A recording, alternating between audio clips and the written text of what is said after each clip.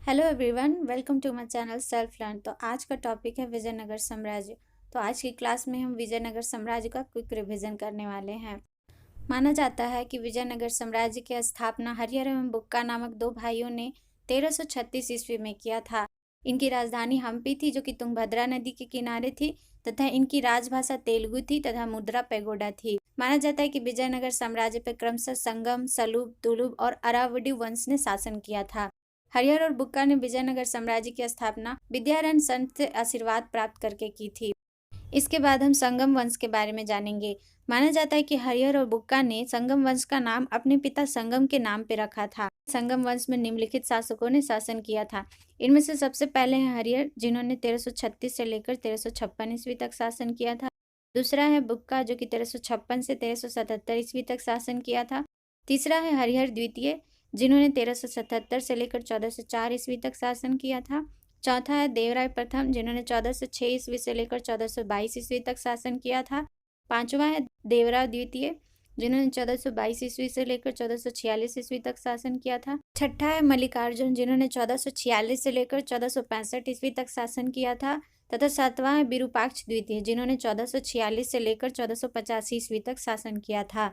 माना जाता है कि हरिहर और बुक्का वारंगल के काकतीय शासक प्रताप रुद्र देव के भी सामंत थे। इसके अलावा बुक्का प्रथम ने वेदमार्ग प्रतिष्ठापक की उपाधि धारण की थी तथा हरिहर द्वितीय ने महाराजा धीराज की भी उपाधि धारण की थी। अब हम देवराय प्रथम के बारे में जानेंगे। माना जाता है कि देवराय प्रथम के ही शासनकाल में 1420 ईस्वी में इटली के यात्री निकोल कांटी विजयनगर की यात्रा पे आए थे। देवराय प्रथम ने पानी की कमी को दूर करने के लिए तुंगभद्रा नदी तथा हरिद्र नदी पर भी बांध बनाया था। माना जाता है कि संगम वंश का सबसे प्रतापी राजा देवराय द्वितीय ही थे। इन्हें इमाड़ी देवराय भी कहा जाता है तथा इन्हें अभिलेखों में जग बेटकर यानी कि हाथियों का शिकारी भी कहा गया है। इन्हीं के शासनकाल में 1442 ईस्वी में फारसी राजदूत अब्दुल रजाक विजयनगर साम्राज्य की यात्रा पे आए थे तथा प्रसिद्ध तेलुगु कवि श्रीनाथ भी कुछ दिनों तक देवराय द्वितीय के ही दरबार में रहे थे। इसके अलावा देवराय द्वितीय ने संस्कृत ग्रंथ महानाटक शुद्धनिधि और ब्रह्मसूत्र पर भी भाष्य लिखा था। फरिश्ता के अनुसार देवराय द्वितीय ने अपनी सेना में 2000 मुसलमानों को भर्ती किया था तथा वह उन्हें जागीरें भी देता था। इसके अलावा यह माना जाता था कि मल्लिकार्जुन को प्रौढ़ देवराय भी कहते थे। अब हम सालू वंश के बारे में जानेंगे। माना जाता है कि सालू वंश का शासन 1485 ईस्वी से लेकर 1506 ईस्वी तक चला था। सालू वंश के संस्थापक सालू नरसिंह को माना जाता है तथा सालू वंश के बाद विजयनगर साम्राज्य पर तुलु वंश का शासन स्थापित हुआ। तुलु वंश का शासन 1505 ईस्वी से लेकर 1565 ईस्वी तक चला तथा इस वंश के संस्थापक वीर नरसिंह को माना जाता है। इस वंश के सबसे महान शासक कृष्ण देव राय थे, जिनका राज्यारोहण 8 अगस्त 1509 ईस्वी को हुआ था। इन्होंने आंध्र भोज, अभिनव भोज तथा आंध्र पितामह की उपाधि धारण की थी तथा इनके द्वारा अमुक्त माल्य, जो कि तेलुगु में है, और जाम्बवती कल्याणम, जो कि संस्कृत में है, नामक 2 किताबों की रचना भी की गई थी। इनके द्वारा नागलपुर नामक शहर तथा हजारा एवं विठल स्वामी के मंदिर का भी निर्माण करवाया गया था तथा इनके मंत्री एवं सेनापति का नाम सालू तिम्मा था। माना जाता है कि इन्हीं के शासनकाल में 1515 ईस्वी में पुर्तगाली यात्री डोमिगस पायस विजयनगर आया था। कृष्णदेवराय के दरबार में तेलुगु साहित्य के 8 सर्वश्रेष्ठ कवि रहते थे, जिन्हें अष्टदिग्गज भी कहा जाता था तथा इनके शासनकाल को तेलुगु साहित्य का क्लासिक युग भी कहा जाता था। इन्हीं के शासनकाल में तेनालीराम रामकृष्ण ने पांडुरंग महामाती की रचना की थी तथा माना जाता है कि बाबर ने अपनी आत्मकथा बाबरनामा में कृष्णदेवराय को भारत का सर्वाधिक शक्तिशाली शासक भी बताया था।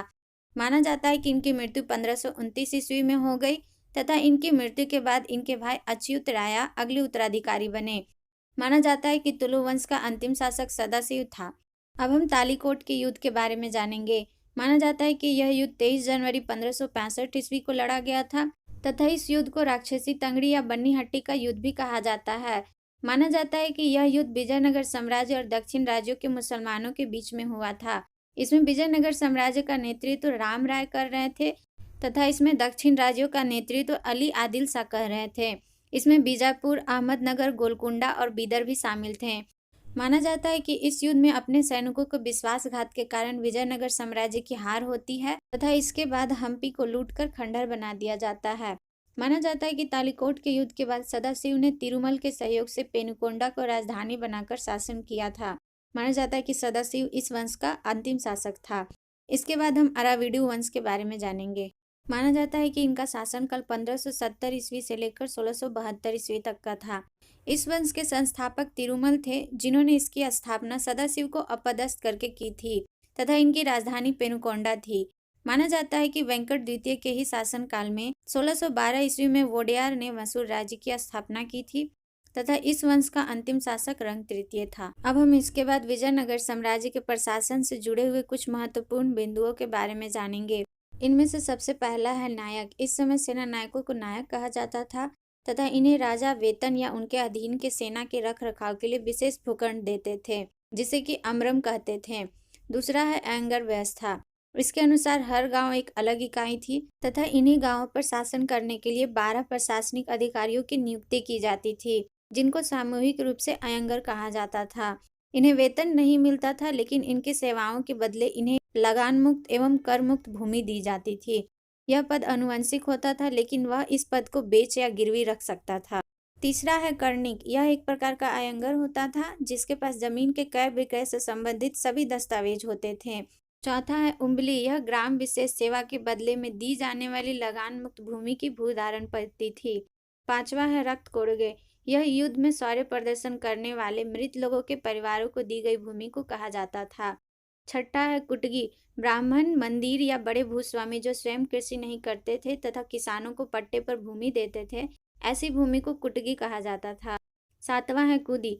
यह ऐसे मजदूर होते थे जो कि भूमि के क्रय विक्रय के साथ ही हस्तांतरित हो जाते थे। आठवां है कदाचार। विजयनगर के सैन्य विभाग को कहा जाता था तथा इस विभाग के उच्च अधिकारी को दंड नायक या सेनापति कहा जाता था। नौवां है वीर पंजाल। चींटियों की तरह व्यापार में निपुण दस्तकार वर्ग के लोगों को कहा जाता था। 10वां है बड़वा, जो कि उत्तर भारत से दक्षिण भारत में जाकर बसे हुए लोगों को कहा जाता था। 11वां है वेश्वर्ग। माना जाता है कि विजयनगर में दास प्रथा का प्रचलन था तथा इसी समय के मनुष्यों के क्रय विक्रय को वेश्वर्ग कहा जाता था। तथा 12वां है देवदासी। माना जाता है कि मंदिरों में रहने वाले स्त्रियों को देवदासी कहा जाता था तथा इन्हें आजीविका के लिए भूमि या नियमित वेतन दिया जाता था। ऐसा माना जाता है कि विजयनगर साम्राज्य की आय का सबसे बड़ा स्रोत लगान था तथा इस समय भू राजस्व कर की दर उपज का 6ठा भाग था। इस समय विवाह कर वर एवं वधु दोनों से लिया जाता था तथा विधवा से विवाह करने वाले इस कर से मुक्त थे। तो आज की वीडियो में बस इतना ही। नेक्स्ट वीडियो में हम बहमनी राज्य का रिवीजन करने वाले हैं। तब तक के लिए अगर आपको ये वीडियो यूजफुल लगे तो हमारे चैनल को सब्सक्राइब तथा वीडियो को लाइक करना ना भूलें। तब तक के लिए गुड बाय।